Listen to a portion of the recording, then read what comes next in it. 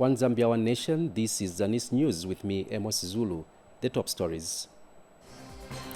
Newly sworn-in officials urged to deliver for Zambians. Government in partnership with Czech Republic to launch outreach medical services. Mopani trees under threat of depletion in Muchinga province. Plus, drug abuse among children reach alarming levels in Chisamba district. Here are the details. President Hakainde Hichilema has appointed and sworn in new Drug Enforcement Commission Director General, 6 ambassadors and high commissioners. Speaking at a swearing-in ceremony at State House, President Hichilema urged the newly appointed officials to set targets in line with the country's vision and deliver for the people of Zambia. Addressing the newly appointed DEC Director General Nelson Banda, the head of state said he expects speed in the operation of the commission. He noted that the past difficulties experienced to operate DEC, but that government will facilitate the necessary support so that the office can serve the people with distinction. And President Hichilema urged the newly appointed ambassadors and high commissioners to fulfill their commission of economic diplomacy. The president reiterated the need for officials in foreign mission to extract value for other countries while taking advantage of the trade and investment opportunities. President Hichilema said that international relations have been strengthened at presidential level, thus leaves for officials in foreign mission to market the country for economic benefits. DEC Director General Nelson Banda said Zambians should look out for a more vigorous commission due to increased levels of crime and more complex.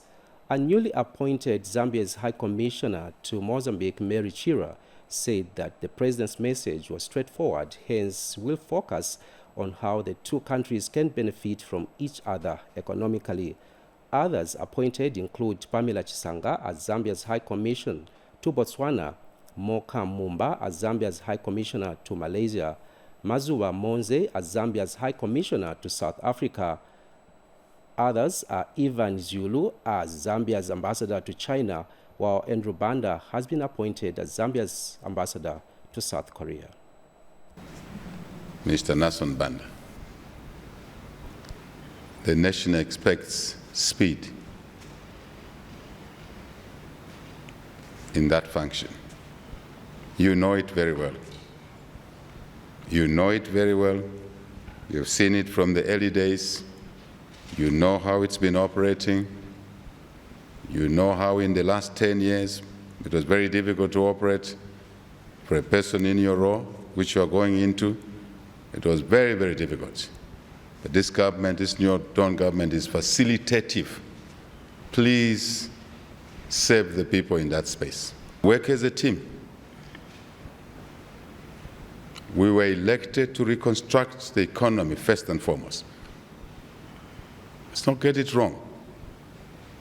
You can't redistribute nothing. First we have to create. We have to rebuild. Then we can redistribute. Otherwise we redistribute nothing. The 3 gentlemen here, you're going to key countries. Economies that have demonstrated success through hard work. Malaysia, China, South Korea. 3 countries that have taken their people out of poverty within living memory. Please go and extract value from there. And let's share it with the ministries. We want to ensure that we hit the criminals where it hurts most.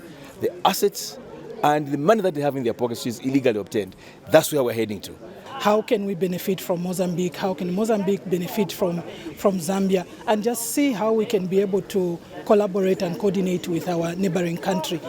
This is a timely appointment. I think at a time when law enforcement needs to be beefed up. Obviously, there's still a lot of work that needs to be done in this country. Vice President Mutale Nalumango has inspected a water project being implemented in Kaoma district. The project, which is aimed at improving the quality of water supply, is being done in 3 districts, namely Kaoma, Senanga, and Sesheke at a cost of 17 million United States dollars. Mrs. Nalumango expressed hope that once complete, the people in the 3 districts will enjoy productive hours of work, as no person will spend hours fetching water. The Small Towns Water Supply and Sanitation Project has reached an advanced stage in Kaoma District, with most of the works estimated at 60%. Take a look. Access to clean water and sanitation is one of the major challenges the rural population faces in Western Province. Kaoma District is not an exception. Government through Western Water and Supply Sanitation Company is currently working on a project in Kaoma, Senanga and Sesheke districts with the aim of providing improved water supply to the communities. Republican Vice President Mutale Nalumango called for the completion of the Small Town Water Supply and Sanitation Project on time.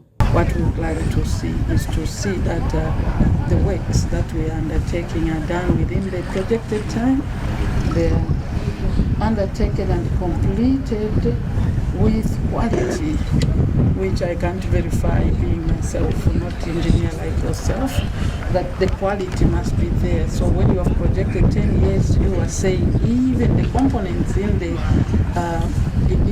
project will be able to last or indeed go beyond even the 10 years. Residents in Kaoma have expressed concern on the lack of water supply since the project commenced. Mezi kazazi azwanga 2 hours kwa ma 6 hours coffee daika kwa nafya 8 hours yaya pe konje usiku kwa ma 23 chero akupa kwa 10 muso kuti ukone kululwanira kabutatabo bwa mezi project yabona ikone ku fera kama obebe ingerunyanda kamezi mezi ngerusabo ni malunyandire ngeruyanga kwa disima kuyo kamezi na mazazi lukafera kwa disima lunamezi mwaka omamo. In Western Water Supply and Sanitation Company Managing Director, Engineer Mufalo Kavika, explains what is on the ground. We are moving quite very fast. Of course, at some point we did experience quite some challenge in terms of land acquisition. As you know, for you to get a well field, you need to have sufficient land to drill your boreholes. And some of the land we needed to have purchased it from those landowners. And the process is quite a little bit lengthy because we have to get government valuators to value the land before we can pay for it. But as I'm speaking, those issues have been dealt with, and we hope that come July, according to the contractual commissioning date that was given, we should be able to complete this project. Some of the places the Vice President visited in the district include the district hospital, the markets, and the civil servants. Limas Tumbeko reporting for Zanis News in Kaoma District. Luapula Province Minister Derek Chilundika has assured residents of Milenge West that government will continue delivering services to the people despite the absence of district officers. Speaking when he addressed people of Milenge West, Mr. Chilundika disclosed that government offices will be operating on mobile basis to reduce the distance of over 300 kilometers, which residents of Milenge West cover whenever they want to access government services from Milenge East, where the administration offices are situated. Residents of Milenge West in Wapla Province have complained of not benefiting much from government programs at district level, as district offices are far away from them. This situation has prompted some residents to demand for the shifting of the district office to a central place or creating a new district for those in Milenge West. This problem which is coming, we need equal share when it comes to benefiting to some of the opportunities that are created in the district. Kwetu li bena Milenge. Nombeli ngitu mfwa professional ya kutatu bena Milenge, but ifititika mu Milenge ndi ndifita tukusa. Number 1, tulelanda pamulandu wa kuteko watu fumia CDF. Washita mama machine. Ukufika nelero kuno tatu atashana. Tatu aya mana kwa mama machine. Luapula Province Minister Derek Chilundika has since visited people in Milenge District and has explained to them that shifting or creating a new district cannot be done now, as it is a very costly undertaking. To shift a government office, you all know that is a procedure. There should be a government gazette instructing that now this office moves from point A to point B. Secondly, there are budget issues there. How do we look at the infrastructure? If the point where we want to take the infrastructure, there are no infrastructures, where we get the funding to construct the buildings to run the offices.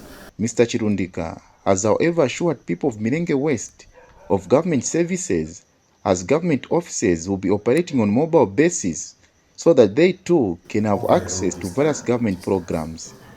We can come up with the immediate administrative solutions within the budget allocation for running the district.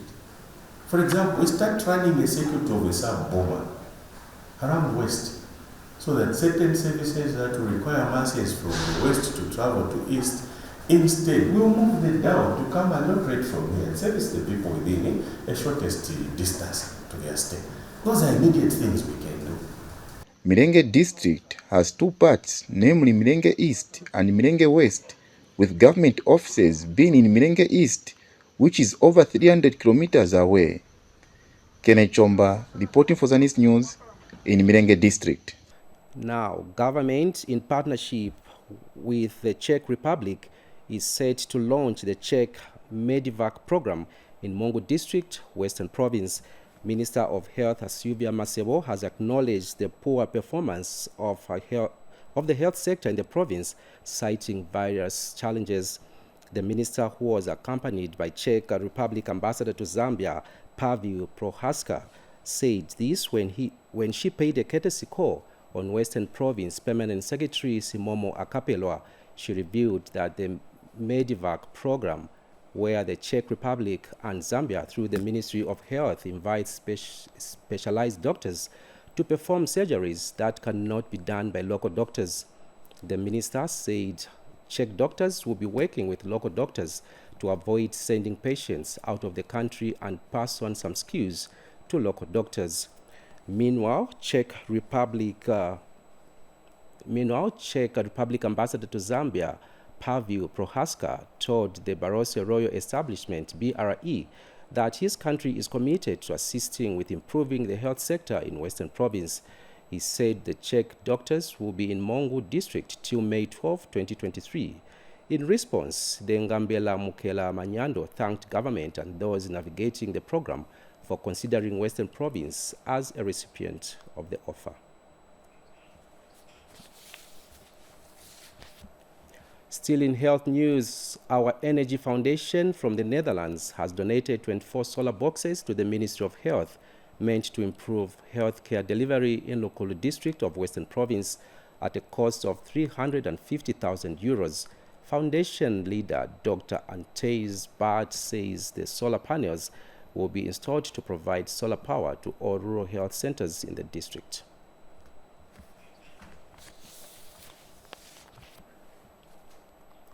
Meanwhile, in Northern Province, government has expressed concern that malaria has continued to remain a major public health threat in the province. Northern Province Deputy Permanent Secretary Lewis Mwape, who officiated at the Provincial Malaria Task Force meeting in Kasama, has called for concerted effort from all stakeholders aimed at achieving government's 2030 vision of ending malaria. Patrick Kabwe has the following report. These are members of the Northern Province Malaria Task Force drawn from the public and private sectors. The members have gathered for the 2023 first quarter meeting to review and track progress on the Provincial Malaria Elimination Program. Northern Province Permanent Secretary Bernard Mpundu was represented by his deputy Lewis Mwape at the meeting. I want to thank other cooperating partners that are trying to strengthen our multi-stakeholder approach in terms of providing direction in the malaria prevention. If we strengthen and enhance the collaboration between the local authority and the Ministry of Health, that will halfway sort out the issues of malaria incidences in our province. And Kasama Mayor Teresa Kolala called for a multi-sectoral action to end the malaria pandemic. We need a support system, just like the way different stakeholders have been invited to this meeting. I think that is a way we are supposed to also coordinate and make sure that we tackle issues of diseases at a grassroots level. Before they actually spring out, we need to be there to make sure that we prevent it. Meanwhile, Northern Province Health Director Ernest Mutale said the ministry is concerned with the high cases of the disease in the province. It's not a very good picture that at national level, Northern Province is probably just second from Wapura and Muchinga in the burden of malaria.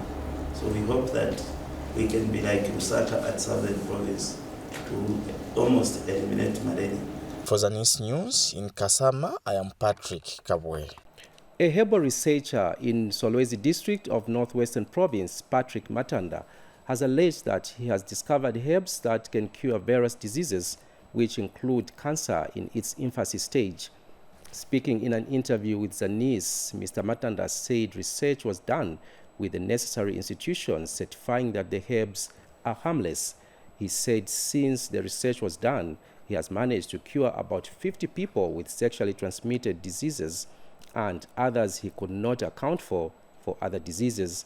Mr. Matanda said his herbs have been inspired by scripture as he is a retired preacher and would want to contribute to the well-being of people. He further stated that he has been attached to Solwezi General Hospital to conduct supplementary research on his product and see how he can supplement government efforts of providing treatment for selected diseases. I couriered these herbals to Lusaka. They were actually analyzed, properly analyzed, and the results are overwhelming. One of the diseases that I was researching on were HIVs, heart disease. Also looking at cancer, especially when it is in the infancy stage, we are able to attend to that. The Mopani tree in Chama North and part of Isoka districts are under threat of depletion due to increased illegal cutting of the tree species for timber that is being smuggled out of the country through the Nakonde border. Chama North Member of Parliament Yota Mutayachalo says the local people will suffer the severe consequences of climate change if the indiscriminate logging of Mopani trees is not stopped. Freddie Piri now reports. Illegal timber trading and harvesting has rocked Chama North constituents of Eastern Province, where trees are being cut indiscriminately with less care of environment. Chama North Member of Parliament Yota Mutayachalo has bemoaned on the illegal trade. I am very concerned about the cutting of trees. Yesterday when we were going to Chivale, we found 2 trucks, Tanzanian trucks, loading timber. Our precious treasure, the Mopani tree, is under threat of extinction. There's indiscriminate cutting of trees, and no one actually is controlling that kind of trade. And Mr. Mutayachalo further appealed to the Ministry of Green Economy and Environment to employ forest guards. To appeal to the Minister of Green Economy that I think it is important that we must send forestry officers there to man that area. We quizzed the officer, the police, the traffic at Isoka here, why they are allowing trucks, foreign trucks, to be taking our wood there. But we didn't get a satisfactory answer. The situation is so bad that... Meanwhile, Katiete's chiefdom has been invaded by illegal traders who come with foreign trucks to load Mopani at an average of 3 trucks per week. The situation he has described as... The situation is so bad that if we're not careful, the issue of climate change will continue to exacerbate. So it is my appeal to authorities that as quickly as possible, let's send the officers there, including the police must reinforce to ensure that this cutting of trees should come to an end. Only 2 companies have concession licenses to legally trade in timber in Isoka and North Chama as to date. Central Province Permanent Secretary Myuna Mwanakampwe says the idea of incorporating production units in education is critical to the provision of quality free education in the country in general and in the education sector in particular. Speaking when he relaunched the production unit for schools in Central Province, Mr. Mwanakampwe says government has emphasized the importance of quality but free education through skills development, and that production unit is one of the skills that will help learners. With the realization that production unit programs will continue to make a positive impact in the communities and beyond, Central Province has relaunched the school production unit. Central Province Permanent Secretary Muna Mwanakampwe graced the occasion. A very significant milestone in our journey towards ensuring quality education for all our children in Zambia. Education is so fundamental a right, and it is the foundation of every sustainable development. The production unit we are launching here today is critical to the provision of quality free education in our country in general and in the education sector in particular. Central Province buttresses the beliefs of your ministry through the Honorable Minister of Education that we need to go back to the faith of our fathers.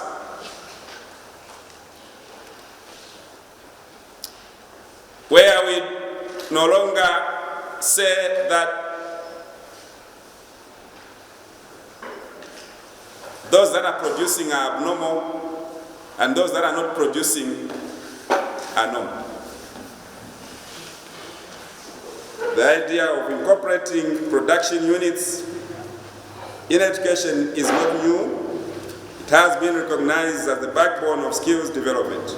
Central Province Education Standards Officer Justin Kunda wants schools to be self-sustaining. It has been planned at national level, and the people who are going to make sure that it is actualized is ourselves at this level. So we are going to ensure that what the PS has told us today reaches the classroom level.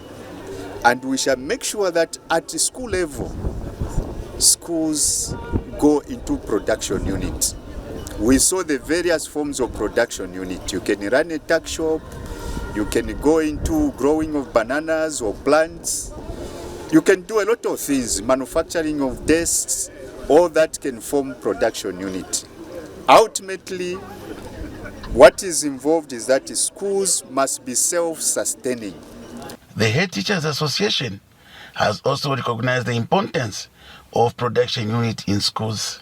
Production unit is very good, as it has been identified to be amongst the 4 drivers of our economy, that is agriculture. So it's high time all Zambians, all the Zambian children engage in agricultural activities. It's not a part-time job. It requires applying ourselves at a very tender age. We can also benefit a lot from production unit in schools when we engage ourselves in production unit to carry out even a lot of projects.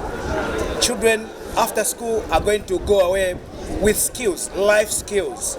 The successful implementation of this initiative is anticipated to make a substantial contribution towards enhancing financial resources to complement government efforts. Daniel Bailey for Zanis News in Kabwe District. In other news, Rufunsa District Commissioner Richard Mabena has commended World Vision Zambia for empowering the local communities with knowledge on how to participate in the development agenda of the district. Speaking during the Citizen Voice for Action CVA interface meeting held at Kankumba School, where community members are discussing the development agenda for the world, Mr. Mabena said government appreciates the support it is receiving from cooperating partners in fostering the development agenda for the country. These are members of the Kankumba World Citizen Voice for Action Committee who were trained by World Vision Zambia on how to participate in the budget tracking for enhanced development. Rufunsa District Commissioner Richard Mabena is happy with the deliberations and has commended World Vision Zambia for empowering the local communities on how to participate in development. The Citizen Voice for Action is doing a good job in Rufunsa with the help of World Vision who are funders, which is very good. And to the admins, please, let's we work together. Development cannot come without working together. Let's be partner, you are partners. Local leaders are partners, school children are partners, everybody is involved into this development. For better development has to come with our voices. We need to talk, we need to stand up and be counted. World Vision will still be knocking on our door, will still be coming. You are our number one strong stakeholder in the district, and I'm happy. Kankumba Ward Citizen for Voice Action Chairperson Davis Macha now explains the concept behind the Citizen Voice for Action. CVA is a voice and action, is a local level methodology that transforms the dialogue between communities and governments in order to improve services. As a CVA, when we gather all the information for that, then we come up with an interface meeting where we have to draw up an action plan to make a follow-up for whatever the findings we have found in the community. Village Indunas are equally happy with the concept of the Citizen Voice for Action. Because it's a giant step in the right direction. And I hope we work together. Just like a jail. Reporting in Rufunsa district, I am Msekiwa Ntembe. Meanwhile, World Vision Zambia, through the Mufumbwe Manyinga cluster, has donated assorted food items to recently reported disaster victims in Mufumbwe district of Northwestern Province. Mufumbwe district in the recent past has experienced persistent rains, leaving people's homes and crop fields submerged, particularly at Jivundu Turnoff in Kashima East Ward. Supplementing on government's previous humanitarian efforts to disaster victims, World Vision Zambia, through the Mufumbwe Manyinga cluster, has donated assorted food items to 1,600 beneficiaries.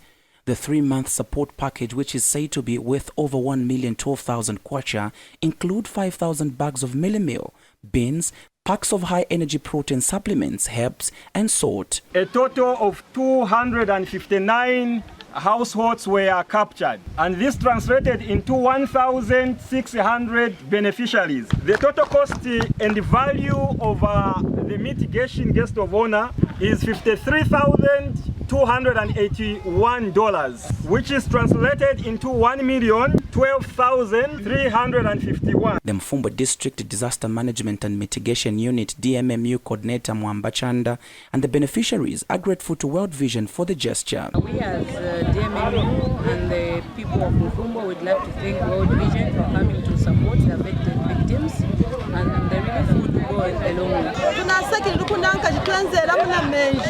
Twatingana kuditira shana yakutayaje mai na kisiki iranga kuruhura waka wawe dukuzatira hamna president netu tunasakira kumwana cyakubadika kuzaya ne mutwaririri. Meanwhile, Mufumbwe District Commissioner Elijah Mnyompe commits to helping disaster victims in putting up permanent structures by providing molds and oils for making bricks. Immediately after the rains, we are going to start molding bricks.